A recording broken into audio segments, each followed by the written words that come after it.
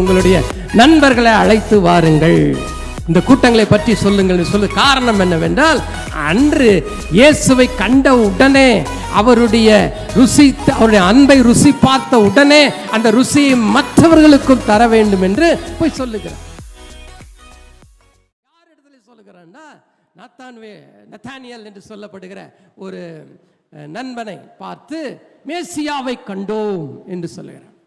இது யோவான் 1ஆம் அதிகாரத்தில் இருக்கிறது. சொன்ன பொழுது யார் அவர் என்று நத்தானியேல் கேட்கிறார்.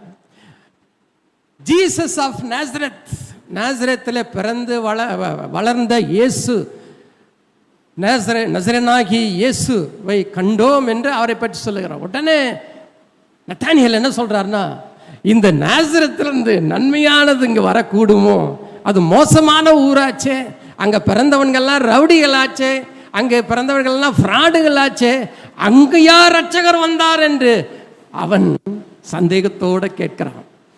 இப்பொழுது சந்திக்க வருகிறார், இயேசுவை சந்திக்கிற நேரம் வருகிறது. இயேசு அவனை பார்த்து என்ன சொன்னார் என்றால், இஸ்ரவேலருக்குள்ளே கள்ளமும் கபடமும் அற்ற இருதயமான மனுஷன் என்று அவனை சொல்லுவார். இன்னும் இயேசு ஏற்றுக்கொள்ள, இன்னும் பாவங்களை அறிக்கையிட இல்லை. அதுக்கு முன்பாகவே அவனை பற்றி இயேசு சொல்லுகிறார். அப்போ நத்தானியேல் ஆச்சரியப்பட்டு, ஆண்டவரே, இன்னும் நீங்களும் நானும் சந்திக்கவே இல்லை, எப்படி என்ன உங்களுக்கு தெரியும்? நீ இப்பொழுதுதான் என்ன பார்க்குற, ஆனால் நான் உன்னை அத்தி மரத்தின் கீழே உட்கார்ந்திருக்கும் பொழுதே பார்த்து விட்டேன் என்று சொல்லுகிறார். இப்படிப்பட்ட தெய்வத்தை நீங்களும் நானும் ஏமாற்ற முடியுமா? அப்போ அந்த ஏசாயால என்ன சொன்னார் பாருங்க, 29:13 வாசிக்கும் பொழுது, இருதயத்தை ஆராய்ந்து பார்க்கிறார். இந்த ஜனங்கள் வாயினால் என்னிடத்தில் சேர்ந்து தங்கள் உதடுகளினால் என்னை கனம் பண்ணுகிறார்கள், அவர்கள் இருதயமும் எனக்கு தூரமாய் விலகி இருக்கிறது, அவர்களுக்கு எனக்கு பயப்படுகிற பயம் மனுஷராலே போதிக்கப்பட்ட கற்பனையாக இருக்கிறது.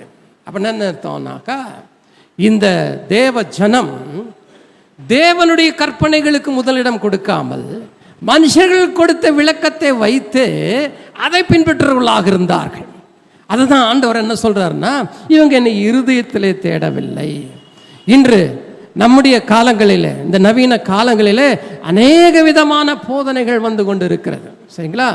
அவைகளை பற்றி சொல்வதற்கு தேவையே இல்லை, ஏனென்றால் அவைகள் தேவை இல்லாதது. யார் உங்களுக்கு உபதேசம் பண்ணாலும் சரி, யார் உங்களுக்கு வேதத்தை கற்றுக் கொடுத்தாலும் சரி, இயேசு சொன்ன போதனைக்கு மேலான எந்த போதனையும் கிடையாது.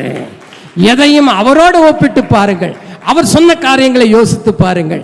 அவைகள் தான் வானம் ஒளிந்து போனாலும் பூமி ஒளிந்து போனாலும் அதுக்கப்புறமும் நிலைத்து நிற்கிற ஒரு வசனம். அல்லேலூயா. அப்ப பாருங்க, அப்ப இந்த வேத வசனத்தின் அடிப்படையில் போகும் பொழுது என்ன ஆகும்னா, நம்முடைய இருதயம் சுத்தம் உள்ளதாக இருக்கும். ஆனா நமக்கு ஒரு சோதனை ஒன்று காத்திருக்கிறது. எசேக்கியேல் புஸ்தகத்தில் 33ஆம் அதிகாரத்தை நீங்கள் திருப்புவீர்கள் என்றால், நீங்களும் நானும் எப்படிப்பட்ட சோதனையை விழுகிறோம் என்றால், இங்கே ஏசாயால சொன்னது போல இருதயத்திலிருந்து நம்ம ஆண்டவரை ஆராதிக்காமல் உதடினாலே ஆராதிக்கிறதை பார்த்தோம். இன்றைக்கு நீங்கள் பார்ப்பீர்கள் என்றால், எந்த விதமான பக்தி, எந்த விதமான ஆராதனைகள், நீங்கள் உலகத்தில் நடக்கிற எந்த விதமான மதத்தினுடைய தொழுது கொள்ளுதல், பணிந்து கொள்ளுதல் எல்லாவற்றையும் பார்ப்பீர்கள் என்றால் வெளியரங்கமாகத்தான் எல்லாமே இருக்கும். இல்லை, உருண்டுக்கிட்டே போகணும், இல்லைன்னா இவ்வளோ நாள் உண்ணாவிரதம் இருக்கணும், இல்லைன்னா ஏதாவது பொருத்தனை செஞ்சுக்கணும், மொட்டை அடிச்சுக்கணும், மூக்குத்தி காது குத்திக்கணும், நாக்கில் குத்திக்கணும், இதெல்லாம் செய்ய வேண்டும். இதெல்லாம் அதை செய்ய, இதை செய்ய, அப்படி செய்ய, இப்படி செய்ய. இது செய்வது மிக மிக மிக மிக சுலபம் அன்பானவர்களே. ஆனால் ஆண்டவர் விரும்புவது என்னவென்றால், நம்மை போலத்தான் அவர் விரும்புகிறார். ஒரு புருஷனை எடுத்துக்கொள்ளும், ஒரு தகப்பனை எடுத்துக்கொள்ளும், அவர் வேலை செய்கிறார், சம்பாதிக்கிறார், அவைகள் எல்லாவற்றையும் தன்னுடைய குடும்பத்துக்கே கொடுக்கிறார் என்று வைத்துக்கொள்ளும். அப்போ இந்த குடும்பத்தில் உள்ள அனைவரும் என்ன சொல்வார்கள், எங்கள் புருஷனை போல யாரும் இல்லைங்க, அல்லது எங்கள் அப்பாவை போல யாரும் இல்லைங்க. ஏனென்றால் எல்லா தேவைகளையும் சந்திக்கிறார். ஒருவேளை அந்த தகப்பனால உங்களுடைய தேவைகளெல்லாம் சந்திக்க முடியவில்லை என்றால், அவரை குறை சொல்லுவோம் என்றால் அவர் மேலே அன்பு இல்லைன்னு அர்த்தம். அவர் எதற்காக இருக்கிறார்? எனக்கு அப்பம் கொடுப்பதற்கும், எனக்கு மீன் வாங்கி தருவதற்கும், எனக்கு சிக்கன் தருவதற்கும், எனக்கு முட்டை தருவதற்கும் தான் அப்பா, இல்லைன்னா அம்மா. அதை கொடுக்காத பொழுது மோசமான பக்கத்து வீட்டில் பாருங்க, அவங்க வீட்டில் எதிர் வீட்டில் பாருங்க, டெய்லி மீன் ஸ்மெல் வருகிறது. நம்ம வீட்டில் வாரத்தில் ஒரு நாள் கூட வரமாட்டேங்குது. என்ன அர்த்தம்? அப்போ அதன் நிமித்தமாக உங்களுடைய தகப்பனையும் தாயையும் நீங்கள் குறை சொல்வீர்கள் என்றால் அவர்கள் எதிர்பார்க்கிறது என்ன தெரியுமா? பெற்றோர்கள், நீங்கள் உங்களுக்கு சொன்னால் புரியும். இது என்ன எதிர்பார்ப்பார்கள் என்றால், என் பிள்ளைகளுக்கோ என் மனைவிக்கோ புருஷனுக்கோ எதை தந்தாலும் எதை தரவிட்டாலும் அவர்கள் திருப்தியோடு வீட்டிலே வாழ்கிறார்கள். நான் சம்பாதித்து எல்லாத்தையும் கொடுத்தாலும் கொடுக்க விட்டாலும் சரி, நான் அடித்தாலும் சரி உதைத்தாலும் சரி, என் மனைவி பொறுமையோடு இருக்கிறார். என் பிள்ளைகளுக்கு நான் செய்தாலும் செய்யாவிட்டாலும் சரி, அவர்கள் என் மேல் அன்பு காட்டுகிறார்கள் என்று சொல்வார் என்றால் அதை விட என்னங்க ஆசீர்வாதம்? அப்படி என்ன, தேவனும் அதே மாதிரி தான். என்ன நடந்தது?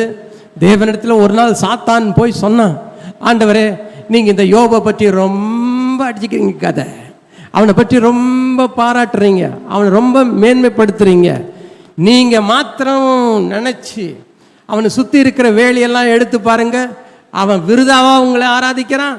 இதெல்லாம் அவன் வேலி, குடும்பத்தின் மேலே வேலை வச்சிருக்கிறீர், அவனுடைய செல்வத்தின் மேலே நீங்கள் பவுண்டரிஸ் வச்சிருக்கிறீர், அவனுடைய பிள்ளைகள் மேலே நீங்கள் பவுண்டரிஸ் வச்சு, இதெல்லாம் எடுத்து போடுங்க, அவன் உண்மையை ஆராதிக்கிறானா என்று பார்க்கலாம். அவன் நிச்சயமாக தூஷிப்பான் என்று சாத்தான் சொல்லுகிறான். ஏனென்றால் அவன் ஆயிரக்கணக்கான ஜனங்களை சோதித்து பார்த்து அவைகள் உண்மை என்று கண்டுபிடித்ததை வைத்து தான் பேசுகின்றான். ஆனால் ஆண்டவர் இவன் 1000 தான் பார்த்திருப்பார் என்றால் அவர் கோடிக்கணக்கான மக்களை பார்த்தவராக இருக்கிறார். அப்படி கோடி கணக்கிலும் என்ன சொல்லுகிறான் என்றால், ஒரு நபர், நீ சொல்றது எத்தனை பேர் இருந்தாலும் இந்த ஒரு நபர் அவனை போல உத்தமனும் சன்மார்க்கனும் பொல்லாங்கை விட்டு விலகிறவனும் தேவனுக்கு பயப்படுகிறவனும் இந்த பூமியில வேறு ஒருவனும் கிடையாது என்று சாட்சியை சொல்லுகின்றார். பாருங்கள், காரணம் என்ன? என்ன வந்தாலும் சரி, இந்த இருதயம் அவருக்கு தான் சொந்தம். அல்லேலூயா!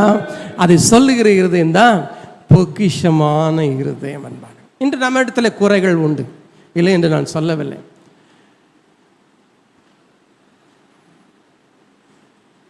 இங்கிருந்து வீட்டுக்கு போகும் பொழுது யாருக்காவது நெஞ்சு அடைச்சிக்கிச்சின்னு வச்சுங்க, என்ன பண்ணுவீங்க? நெஞ்சு தானே அடைச்சிக்கிச்சு, அப்புறம் பார்த்துக்கலாம் அப்படின்னா இருப்பீங்க? என்ன செய்வீங்க? பாஸ்டருக்கு ஃபோன் பண்ணுவீங்க, பாஸ்டர் ஜெபம் பண்ணுவார், ஒரு ஆக்ஷன் எடுக்கிறீங்கல்ல, அப்பவும் தீரல, அடுத்தது எங்கே போவீங்க? நாதன் டாக்டர் இல்லையா, பத்மினி டாக்டர், ஏதோ ஒரு டாக்டர்கிட்ட போய் செய்கிறீங்களா இல்லையா? அப்போ அதே மாதிரி ஆண்டவர் நம்முடைய இருதயத்தை ஆராய்ந்து பார்த்து சொல்லும் பொழுது அமைதியாக உட்கார்ந்துருக்கலாமா? இந்த இருதயத்தில் நோயோடு இருப்போம் என்றால் எவ்வளவு நாட்கள் வாழப்போகிறோம் அன்பானவர்களே? அப்போ தான் ஆண்டவர் என்ன சொல்கிறாருன்னா, இந்த இருதயத்தின் நிறைவுனால வாய் பேசுன்னு சொல்கிறார் இல்லையா? அது அர்த்தம் என்னென்றால், உங்கள் இருதயத்தில் தேவன் நிறைந்திருப்பார் என்றால் உங்கள் இருதயம் எதை தேடும்? பொக்கிஷமாகிய அவரையே தேடுகிறதாக இருக்கும். ஆமென். புதிய ஏற்பாட்டில் பவுலுடைய சாட்சி ஒன்றை நான் உங்களுக்கு வாசிக்கிறேன். 2 கொரிந்தியர் 4ஆம் அதிகாரத்தில் பவுல் ஒரு பெரிய செல்வந்தர். அவர் ஏழையாக இருந்து பணக்காரர் ஆனவர் அல்ல, பணத்தை பார்த்தவர், உலகத்தின் இன்பங்கள் எல்லாவற்றையும் அறிந்தவர், உலகத்தின் அதிகாரங்கள் எல்லாவற்றையும் அவர் அனுபவித்தவர். அவர் என்ன சொல்லுகிறார் என்றால், நல்ல திறமைசாலி, எதை நினைத்தாலும் அதை செய்யக்கூடிய திறமையும் நல்ல அறிவும் ஞானமும் உள்ள பவுல் ஆண்டவரை அறிந்த பின்பு, கிறிஸ்துவை தனிப்பட்ட விதத்தில் ருசி பார்த்த பின்பு அவர் சொல்லுகிறது பாருங்கள், என்ன சொல்கிறார்? 2 கொரிந்தியர் 4ஆம் அதிகாரம் 7ஆம் வசனத்தில் தன்னை ஒரு சட்டி என்று சொல்லுகிறார். சட்டி தெரியும்ல, மண் பாண்டம் இல்லைங்களா? நம்ம வீடுகள்லாம் இப்போ அவ்வளவு கிடையாது, ஆனால் மண் பாண்டம், மண் சட்டி என்றால் என்ன என்று உங்களுக்கு தெரியும். இவ்வளவு நிறைவுகள் நிறைந்த ஒரு மனுஷன் தன்னை எப்படி சொல்லுகிறார்? நான் ஒரு மண் ஜாடியை போல. மஞ்சாடி வீட்டில் அவ்வளவு கேர்ஃபுல்லாக வைக்க மாட்டாங்க. அது உடஞ்சாலும் பரவாயில்ல, வேறு ஒரு ஜாடி வாங்கிக்கலாம் என்று நினைத்து அதை ஏதாவது ஒரு மூலையில் தான் போடுவார்கள். அதே இது ஒரு தங்க பாத்திரமாக இருந்தால் வெளியில் போடுவோமா? அதை உள்ளே எடுத்து ஒழுங்கு வைத்து அதை நல்லா பத்திரப்படுத்தி வைப்போம்ல. அப்போது இவ்வளவு ஆசீர்வாதங்கள் உள்ளவர். நீங்கள் பவுலுடைய பின்னணியை படிக்க வேண்டும் என்றால் பிலிப்பியர் 3ஆம் அதிகாரத்தில் பார்ப்பீர்கள் என்றால் அவருடைய பின்னணியை சொல்லுவார், எப்படிப்பட்டவராக இருந்தார் என்று. அப்படி சொன்னவர் என்ன சொல்றார் 7ஆம் வசனத்தில், இந்த மகத்துவமுள்ள வல்லமை எங்களால் உண்டாயிராமல். எவ்வளவு தாழ்மை பாருங்கள், எவ்வளவு அறிக்கை இடுகிறார் பாருங்கள். எனக்கு ஸ்பெஷல் காலிங் அல்லது ஸ்பெஷல் அனாயிண்டிங், ஸ்பெஷல் மினிஸ்ட்ரி, அது இது அப்படி இப்படி எல்லாம் சொல்லாம எப்படி சொல்றாருன்னா, எனக்குள்ளே உண்டாகிற அந்த வல்லமையானது தேவனால் உண்டாயிருக்கிறது. இதாங்க நீங்களும் நானும் செய்ய வேண்டியது. நல்ல பொக்கிஷமான இருதயம் இருக்குன்னா எல்லாவற்றையும் அவருக்கே சொந்தம் என்று அறிக்கையிட வேண்டும். நான் மாத்திரமல்ல, எனக்குரிய எல்லாமே யாருக்கு சொந்தம்? அவருக்கு தான் சொந்தம் என்று எந்த இருதயம் நினைக்கிறதோ அது தாங்க பொக்கிஷம் நிறைந்த இருதயம். சரி, சொல்லிட்டு என்ன சொல்றாருன்னா, தேவனால் உண்டாயிருக்கு விளங்கும்படி இந்த பொக்கிஷத்தை, அதுக்கு முந்தின வசனத்தை வாசித்தீங்களே, இயேசு என்ற பொக்கிஷத்தை, இயேசுவின் சுவிசேஷம் என்கிற பொக்கிஷத்தை எங்கே பெற்றிருக்கிறோம்? இந்த மண்பாண்டங்களிலே பெற்றிருக்கிறோம் என்று சொல்லுகிறார். நான் பவுல் சொன்ன பொழுது மண்பாண்டம் என்று சொல்லுது, மண்பாண்டத்தை எதில் செய்திருப்பார்கள்? களிமண்ணில் செய்திருப்பார் இல்லைங்களா? அப்போ அவர் என்ன சொல்றாரு, நான் ஒரு களிமண். இந்த களிமண் விசேஷமானது அல்ல, ஸ்பெஷல் கிடையாது, அது எக்ஸலன்சியும் கிடையாது. ஆனால் அந்த மண்பாண்டத்தை விசேஷ விதத்தில் உண்டாக்குறது எதுவென்றால் அந்த மண்பாண்டத்துக்குள்ளே இருக்கிற பொக்கிஷம். அந்த பொக்கிஷம் யாரு? இயேசு கிறிஸ்து என்கிற பொக்கிஷம், இயேசு கிறிஸ்து என்கிற ஞானம், இயேசு கிறிஸ்து என்ற அனாயிண்டிங், இயேசு கிறிஸ்து என்ற பரிசுத்தம் எனக்குள்ளே நிரம்பி இருக்கும் என்றால் அதை குறித்து தான் மேன்மை பாராட்டணும் என்பாங்க. ஆகையினால தான் ஆண்டவர் என்ன சொன்னார்னா, அந்த மத்திய 6ஆம் அதிகாரத்தில் எதை தேடணும் அப்படின்னு பார்க்கும் பொழுது, முதலாவது 6ஆம் அதிகாரம் 33ஆம் வசனம் சொல்லுகிறது, முதலாவது. சரிங்களா? ரொம்ப தெளிவாக சொல்ற பாருங்க. 33ஆம் வசனத்தில் முதலாவது என்ன செய்ய? பெற்றோர்கள், அம்மார்கள், அப்பாமார்கள், காலையில் உங்கள் பிள்ளைகள் எழுந்த உடனே நீங்கள் அவர்களை பார்த்து செய்ய சொல்லுகிறது என்ன? சொல்லுங்க லாரன்ஸ், என்ன சொல்றீங்கம்மா? நாங்கள் எதுவும் சொல்றதில்ல, அவங்களுக்கு அப்புறம் தான் நாங்களே எந்திரிக்கிறோன்றீங்களா? என்ன சொல்ல வேண்டாம், முதல்ல போய் பல்ல விளக்கு, உலக பிரகாரமாக சொல்ல முடியும், சொல்கிறோமா இல்லையா? அதுக்கப்புறம் தான் காஃபியோ சாப்பிட்றதோ எதுவும். முதலாவது என்ன செய்யணும்? இதுதான் செய்யணும். நீ மற்றதெல்லாம் செஞ்சு இல்லாமல் ஒரு 10 மணிக்கு நான் பல்லு விளக்கிக்கிறேன், ஸ்கூலுக்கு போகும்போது பல்லு விளக்கிட்டு போயிடுறேன், இல்லை ஸ்கூலுக்கு போயிட்டு வந்து விளக்கிக்கிறேன் அப்படின்னு சொன்னால் அது ஏற்றதகுதா? இப்போ முதலாவது என்னன்னா, உங்கள் வீட்டில் இருக்கிற எல்லாவற்றிலும் எந்த காரியமும் உங்கள் இருதயம் எதை தேடுகிறதோ அவைகள் எல்லாவற்றையும் ஒதுக்கி வைத்து விட்டு முதலாவது, பக்கத்தில் இருக்கிறவங்களை பார்த்து சொல்லுங்க பார்க்கலாம், முதலாவது என்று சொல்லுங்க பார்க்கலாம். முதலாவது என்ன செய்யணுமா? தேவனுடைய ராஜ்யத்தையும் அவருடைய நீதியும் தேடுங்கள். இந்த ராஜ்யம் என்கிற வார்த்தை நமக்கெல்லாம் பயன்படுத்துவது கிடையாது. இந்திய ராஜ்யம் அப்படின்னு சொல்கிறோம், தமிழ் ராஜ்யம் என்ற சொல்கிறோம். நம்ம என்ன சொல்ல, இந்திய நாடு அல்லது இந்திய அரசாங்கம், கவர்மெண்ட் ஆஃப் இந்தியா. அப்போ தேவனுடைய கவர்மெண்ட்டை நீ தேடுன்றார். முதலாவது ஒரு கிறிஸ்தவனுடைய அடையாளமே அவனுடைய பெயர் அல்ல, அவன் தேவனை தேடுகிற மனுஷனாக இருப்பான் என்றால் அவன் தான் மெய்யான கிறிஸ்தவனாக இருக்க முடியும். சரிங்களா? அப்ப என்னத்தை தேடுங்க? பூமியிலே பொக்கிஷங்களை சேர்த்து வையுங்கள்.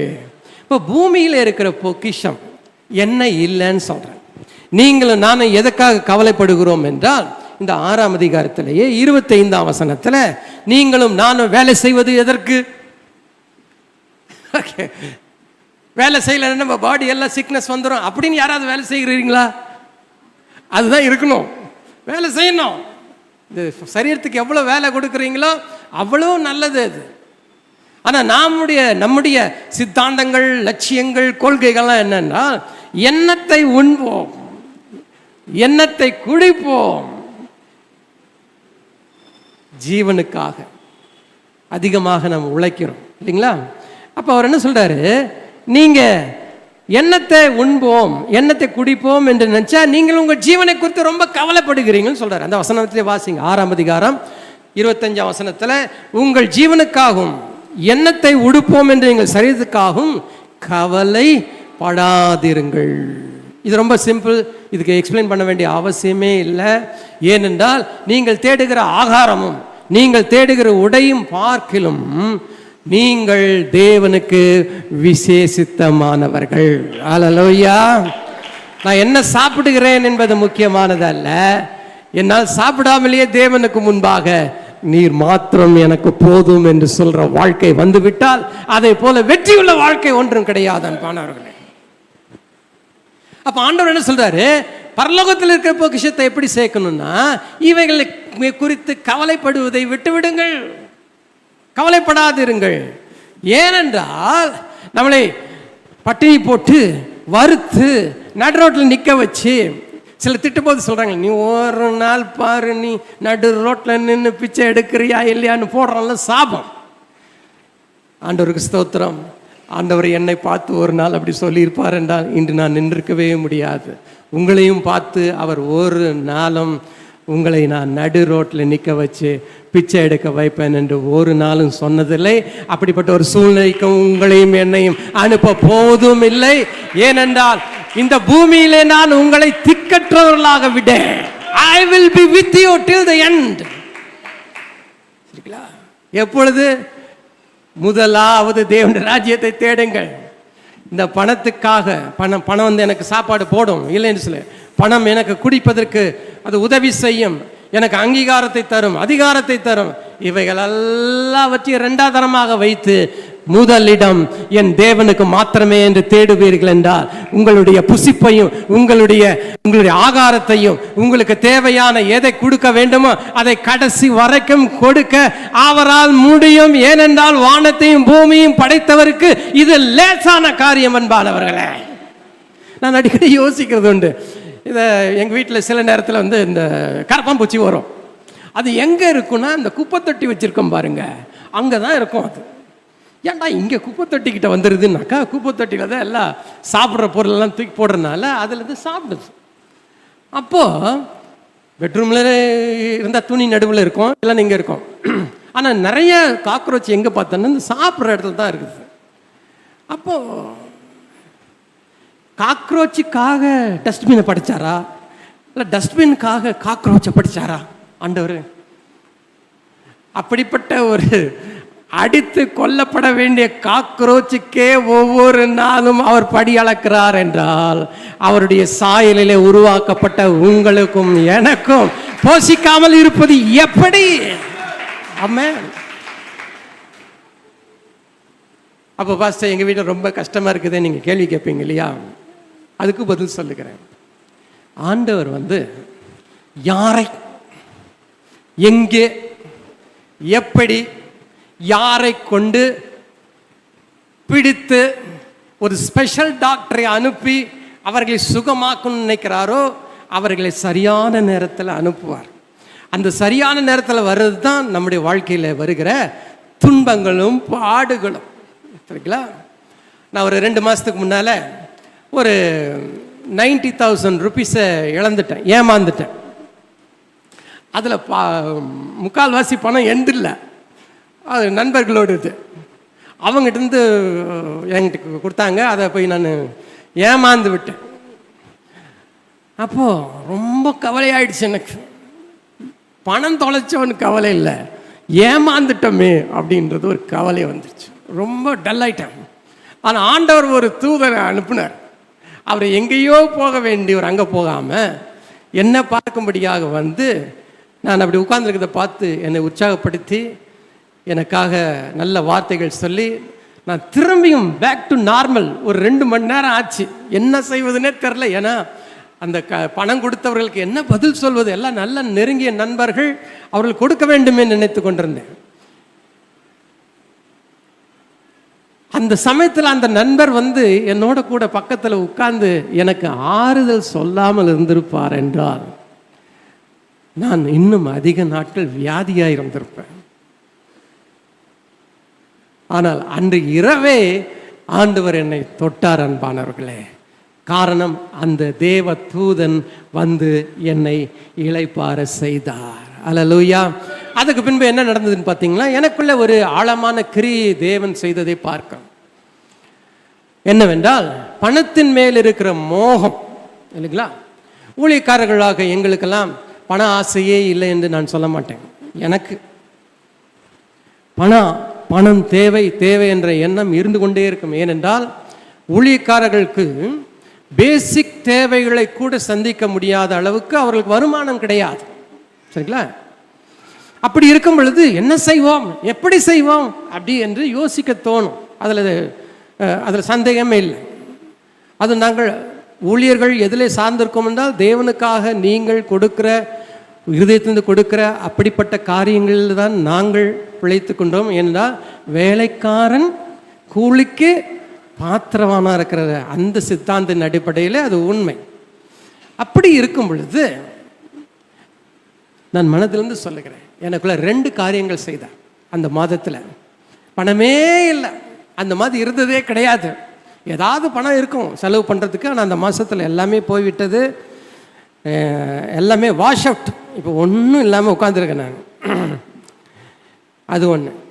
ஆண்டவர் அந்த மாதம் முழுவதும், இது மாதத்தின் ஆரம்பத்தில் நடைபெற்றது, அந்த மாதம் முழுவதும் நான் யாரிடத்திலும் கடன் வாங்காமல் அந்த 31 நாட்களும் எப்பொழுதும் போலவே என்னை போஷித்து, என்னை குடிக்க வைத்து, என்னை போஷித்து நடத்தி இந்த நாள் வரைக்கும் நடத்துகிறார். எதற்கு சொல்லுகிறேன் என்றால், நாம் அவரை தேடுவோம் என்றால் அவர் நம்மை அக்கறையோடு வைராக்கியத்தோடு நம்மை காக்கிறவராக இருக்கிறார். அல்லேலூயா.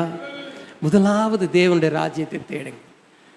நேரம் ஆகிவிட்டபடி நான் முடித்து விடுகிறேன்.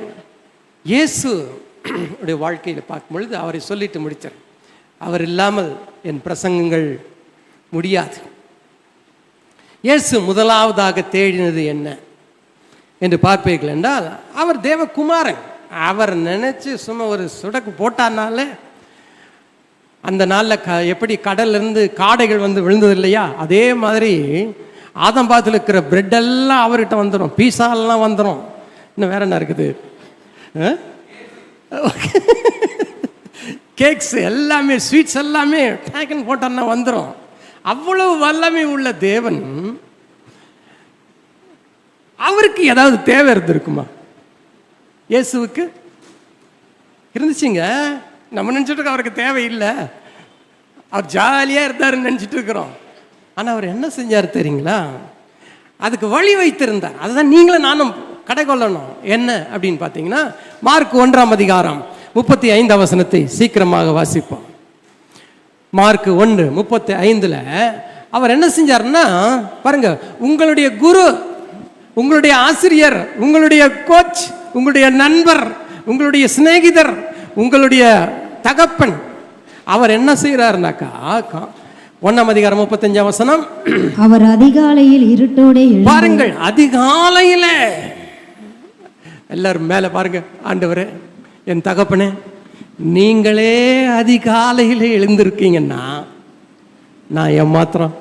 சரி, அதிகாலை எழுந்து இருட்டோடே புறப்பட்டு, அதிகாலை என்று சொல்லும் பொழுது 8 மணி 9 மணி 10 மணி எல்லாம் இல்லை, அதிகாலை இருட்டோட எழுந்து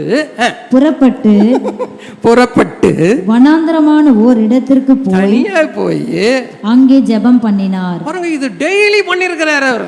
இது டெய்லி ரொட்டீன். இதை பார்த்து தான் சீசர்கள், ஆண்டவரே எங்களுக்கும் ஜெபிக்க கற்றுத்தாங்க, எப்படி செய்யணும்னு கேட்க ஆரம்பிச்சிட்டானுங்க.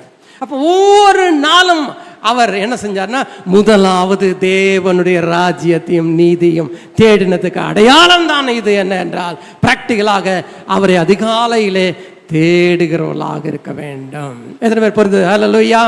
நீங்கள் உங்களுடைய இருதயம் பொக்கிஷமாக மாறணும்னா முதலாவது தேவனை தேடுகிறவர்களாக இருங்கள். முதலாவது, அடுத்தது இல்லை, கடைசி இல்லை.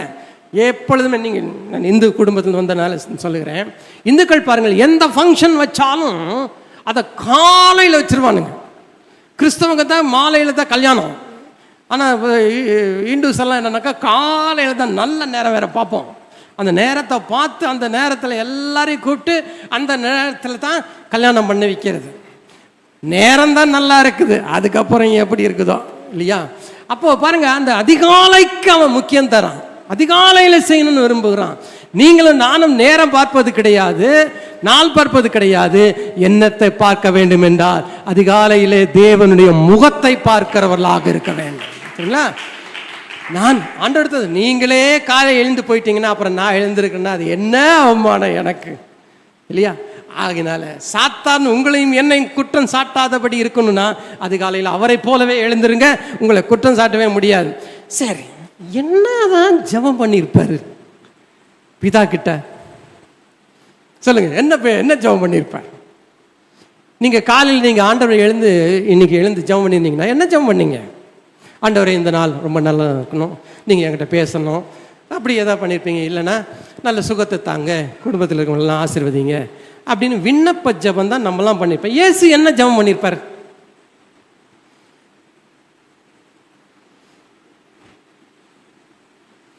என்ன ஜெபம் பண்ணார் தெரியுங்களா? அவரே சொல்றாரு.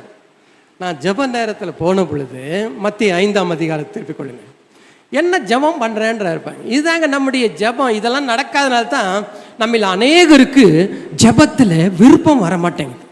அது டெய்லி செஞ்சு பழகி அப்படியே சலிச்சு போயிடுது. ஆனால் இயேசு செய்த ஜெபத்தில் அவர் என்ன பண்ணாருன்னா 5ஆம் அதிகாரத்தில் 19ஆம் வசனத்தில், மெய்யாக மெய்யாகவே சொல்லுகிறேன், பிதாவானவர் செய்ய குமாரன் காண்கிறது எதுவோ அதையே அன்றி வேறென்றையும் தாமாக செய்ய மாட்டார். அவர் எவைகளை செய்கிறாரோ அவைகளை குமாரனும் அந்தபடியே செய்கிறார். பிதாவானவர் குமாரனிடத்தில் அன்பாயிருந்து தாம் செய்கிறவர்கள் எல்லாவற்றையும் அவருக்கு காண்பிக்கிறார். நீங்கள் ஆச்சரியப்பட்டதாக இவைகளை பார்க்கலும் பெரிதான கிரியைகளை அவருக்கு காண்பிப்பார். அப்படி என்ன அர்த்தம்னா, அவர் ஏன் அதிகாலையில் எழுந்து போனார்னா, அதிகாலையில் எழுந்து போன பொழுது தேவன் தன்னுடைய குமாரனிடத்தில், தன்னுடைய ஊழியனிடத்தில், தன்னுடைய வேலைக்காரனிடத்தில், இயேசு அவருக்கு வேலைக்காரன் தான், ஏன்னா சொன்னது செஞ்சார். அப்போ இன்றைக்கு என்ன செய்யணும் என்பதை எல்லாவற்றையும் அவர் கற்றுக் கொடுக்கிறவராக இருந்தார். அப்ப இயேசு என்ன செஞ்சாரு? அவர் என்ன சொல்றாரோ அதையே அன்னைக்கு சொல்றார். இது ஒரு நாள் 2 நாள்ல வராதுங்க. இயேசுக்கு எப்போ வந்ததுன்னா 30 வருஷங்கள் மரியாதை யோசேப்புடைய வீட்டில் எல்லா விதமான கனவீனங்கள் நடுவிலே போய் பலவிதமான சோதனைகளிலே அகப்பட்டு அவைகள் எல்லாவற்றை தோல்வி அடையாமல் வெற்றி அடைந்தபடினாலே பிதாவின் இடத்துல அவர் என்ன பேசுகிறாரோ அதை சுலபமாக கற்றுக்கொண்டார். அல்லேலூயா, அல்லேலூயா. முந்தானேத்து நான் சபையில் ஒரு ஊழியர்களுக்காக பாஸ்டர் ஒரு மீட்டிங் வச்சுருந்தேன். அந்த மீட்டிங்கில் ஒரு இடத்துல பேசிகிட்டு இருந்தேன். சாதாரணமாக தான் பேசிகிட்டு இருந்தேன். அப்போ பேசிட்டே இருக்கும் பொழுது அவங்க என்ன சொன்னாங்கன்னா, பாஸ்டர் இன்னைக்கு எனக்கு ஆண்டவர் என்ன சொல்லணும்னு உங்ககிட்ட சொல்கிறாரு அப்படின்னு கேட்டாங்க. அது கேட்டோன்னே எனக்கு அப்படியே அதிர்ச்சி ஆயிடுச்சு. என்னடா இது, நான் என்ன தீர்க்கதரிசியா அல்லது தீர்க்கதரிசியின் மகனா அல்லது தீர்க்கதரிசனம் வரம் பெற்றவனா? ஒன்றுமே கிடையாது. என்ன இந்த அம்மா இப்படி சொல்கிறாங்களே அப்படின்னு சொல்லிட்டு, ஆனால் உண்மையிலே அவங்க இருதயத்தில் ஒரு வார்த்தை இருந்தது அவங்களுக்காக. அந்த அம்மா கரெக்டாக சொன்னாங்க. அப்போது நான் சொன்னேன், இதுதான் உங்களுக்கு சொல்லுகிறார், நீங்கள் இதை சரியாக செஞ்சீங்கன்னா you will see more fruits and more fulfillment, திருப்தி உங்கள் வாழ்க்கையில் வரும் என்று சொன்னேன். நான் இன்னும் கண்ண மூடியோ அப்படியே வானத்தை நோக்கி பார்த்தோ அதெல்லாம் செய்யலை. என்றைக்கு நீங்கள் அதிகாலையில் தேவனை தேட ஆரம்பிக்கிறீர்களோ தேவன் உங்களை தேடி வந்து உங்களுக்குள்ளே வாசம் பண்ணி தன்னை வெளிப்படுத்துவராக உங்கள் வாழ்க்கையை மாற்றுவார். அல்லேலூயா. அந்த சில நாட்களுக்கு முன்பாக எங்கேயோ நடந்து போயிட்டு இருக்கும் பொழுது ஒரு இடத்துல ஒரு வாசகத்தை படித்தேன். அது என்னவென்றால், இங்கே ஸ்பிரிச்சுவல் எஜுகேஷன் கொடுக்கப்படும் என்று இங்கிலீஷில் எழுதியிருந்தது. Spiritual education will be given year அப்படின்னு போட்டிருந்தான். நான் அதை பார்த்தோன்னே எனக்கு ரொம்ப, அது ஒரு சர்ச்சும் கிடையாது, கோயிலும் கிடையாது, வேற எந்த மடமும் கிடையாது, ஒன்றும் கிடையாது. அதை பார்த்து ரொம்ப ஆசைப்பட்டேன். ஆண்டவரே, எங்கள் சபையும் அந்த மாதிரி மாறணும். வருகிற ஒவ்வொருவரும் ஆவிக்குரிய போதனைகளை கேட்கணும். ஆன்மீக வாழ்க்கையில் வளருவதற்கான போதனைகளை கேட்டு வளருவர்களாக இருக்கணும்.